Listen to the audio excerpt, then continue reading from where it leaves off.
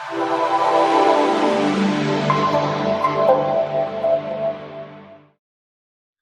you know that Singaporeans are doing all methods in which to avoid paying ABSD in Singapore? Now let me share with you 6 methods what the average Singaporean does to prevent paying ABSD in Singapore when they want to purchase their second property. Hi, I am James Lim, founder of Property Plus 6 System, and today I shall share with you the 6 different methods in which I can help you to save some money when you want to purchase your second property. Firstly, let's talk about the ABSD rates. Now, for a Singaporean, when they want to purchase their first private property, whether is it an EC or even a HDB, they do not need to pay any ABSD at all. Now, if they were to purchase a second property, which is like a EC or a private property, they have to pay 12% ABSD. For PR, if they were to buy a first private property, they have to pay a 5% ABSD. And a foreigner, in order to purchase a private property, they have to pay a 20% ABSD. Now, all this ABSD can be paid using CPF. And this rule kicks in on the 6th of July 2018. Before I start off the 6 methods, I shall share with you something called the remission of ABSD. This is especially useful for married couples, in which at least one of them is a Singaporean. Now, let's assume that a couple is looking to upgrade to a private property, having owning an existing HDB. What they have to do first is that they have to, if they sell off their HDB and they want to buy a property, of course, definitely there's no ABSD. But the question will be, where are they going to stay? Hence, most people prefer to purchase a second property first, and if they were to purchase a second property, so they have to pay an ABSD, okay, of, as a Singaporean, definitely it will be 12%. Now, if they were to sell off their previous property within 6 months of purchasing the new one or 6 months of a newly TOP project, they will be able to claim back the ABSD from IRAS. Now, this claiming back of ABSD is what we call the remission of ABSD. And all this ABSD can be paid using CPF. So this is one way in which to let you know first about this rule called the remission of ABSD. Now, firstly, of my 6th method, first of all, for a couple, if they were to purchase, they can purchase an EC. An executive condo can be very useful for HDB upgraders. When a couple want to upgrade to a EC, what they can do is that they do not need to pay any ABSD at all.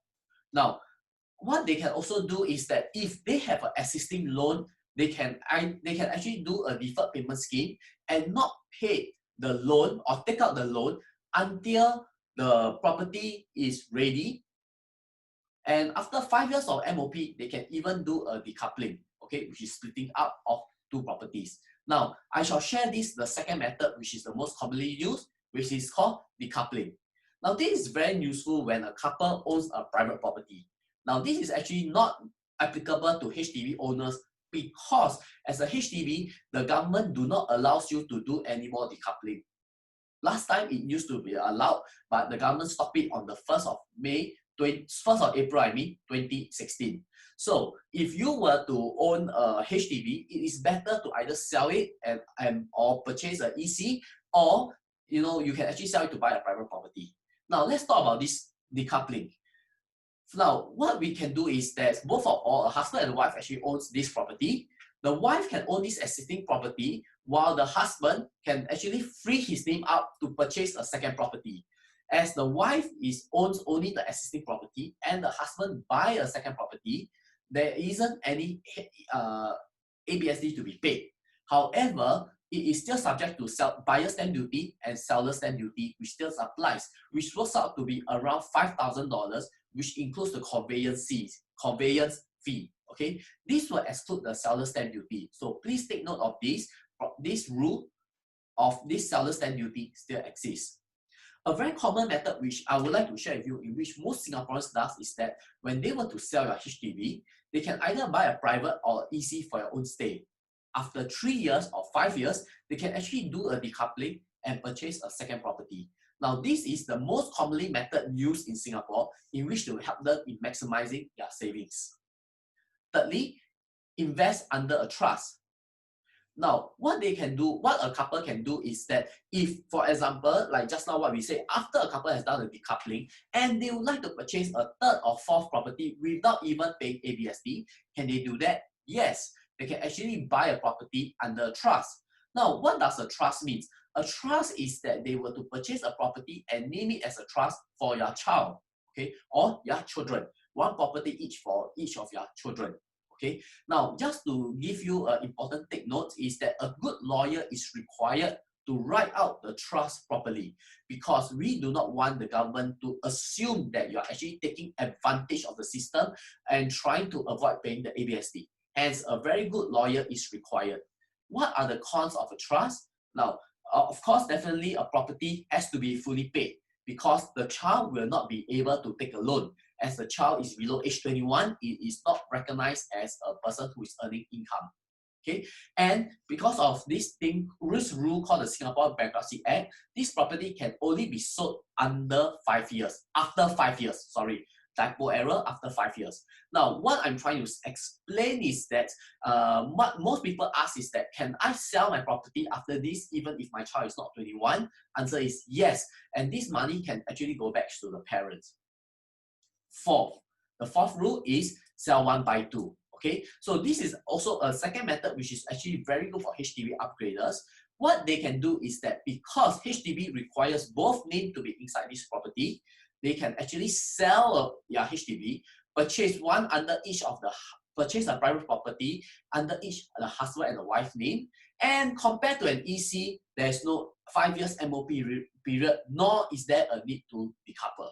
So this is the second best method in which to avoid paying ABSD. Next, how about the fifth point is purchase a dual key unit. Now, what is a dual key unit? A dual key unit is actually one unit or one title deed with two sub-units. Okay, for example, it is considered a single property. For example, a 3-bedroom dual key consists of a 2-room unit and a 1-bedroom unit. Okay, so a couple, when they are young, they can actually stay in the 1-bedroom and rent out the 2-bedroom. When they have kids, they can actually rent out, they can stay in the 2-bedroom and rent out the 1-bedroom. Okay, or if they have more children, they can actually take up the entire unit itself. So this is a way to purchase, to avoid paying ABSD by purchasing a bigger unit and renting out one of the rooms out while you are still holding on to your privacy.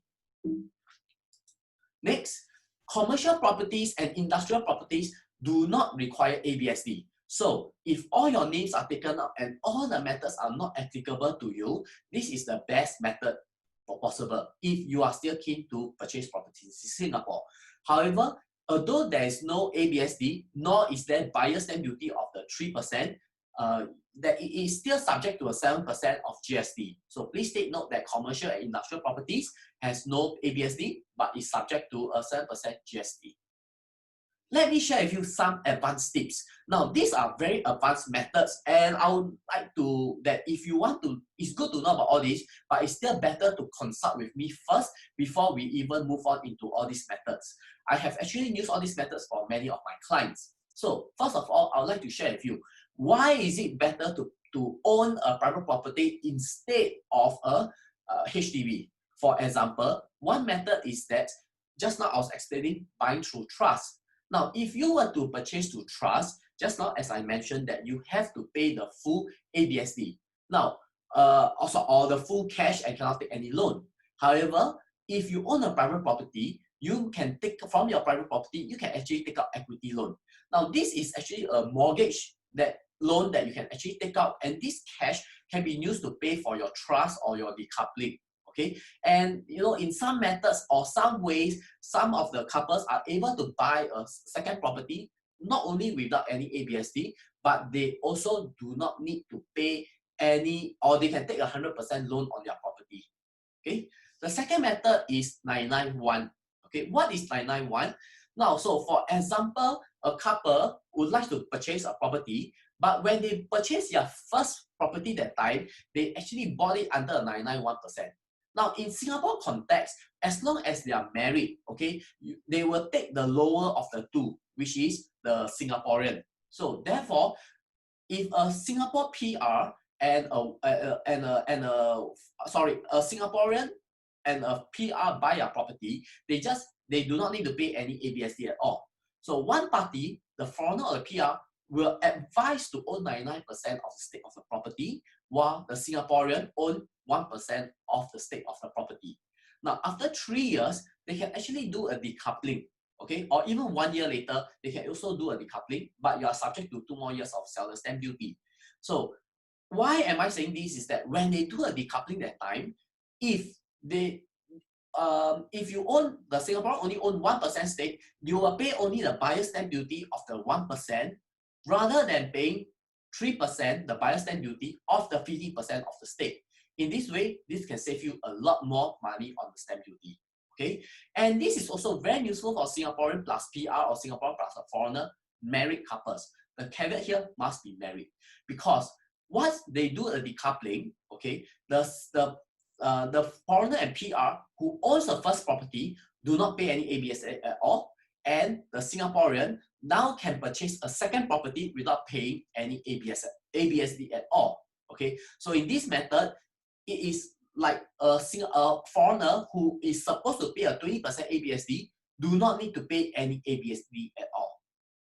Lastly, 101. Now, this is more in terms of helping in the loan. To give an example, what we can do is like a Singaporean with a foreigner mother. Okay, so what they can do is that if they were to buy a property together, the government will look into the higher of the two, which is the foreigner mother has to pay a 20% ABSD. So what we do is that, and they need to purchase together because the mother may need to help the child to take the loan. Okay, so in this example, what we can do is that the child can actually buy a property first, okay, and after that he buy a property and paying the 3% tax that time, he can sell 1% stake to the mom, okay, and the mom as a foreigner only needs to pay the 20% of the buyer's stamp duty of the ABSD on the 1% stake that she owns. Now, by doing this thing, she is actually doing a subsidy up to the mom, and since both of them now own the property, the mom will be able to take out a loan from the bank. Okay, and this is how they help to take out more loan from the bank. Okay, so now these are the 6 methods in which I'm sharing with you today on how to avoid the paying ABSD, and I've also shared with you some advanced bonus tips in which these are very applicable to a lot of Singaporeans. If you like this video, please feel free to give a like, or you share or comment on below. Now, thank you and see you. Thank you. Bye.